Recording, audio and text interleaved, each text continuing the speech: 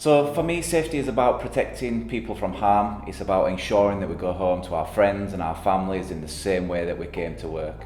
Safety's also got to be one of our core values. It's got to align with what we do. We've got to be in it together, alongside some of the world's most exciting, unique, purpose-built machinery installations, which are going to manufacture some revolutionary new products into the market for our customers. These machines are world first, so we're developing, we're learning as we go, and we're pioneering, we're developing new processes all the way along. That's brought a lot of new learning for us as a business, and some of these processes we're having to learn as we go along, but it's exciting. It's not just about ASAFE, it's about us all. We all play a part in safety, and for us to continually improve, we all have to play our part.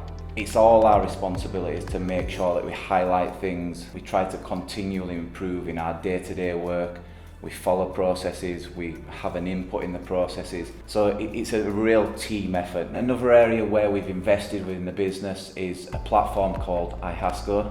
There's a selection of different courses from fire safety, electrical courses, induction, manual handling. There's a real suite of courses on there that people can develop their knowledge and their understanding of health and safety.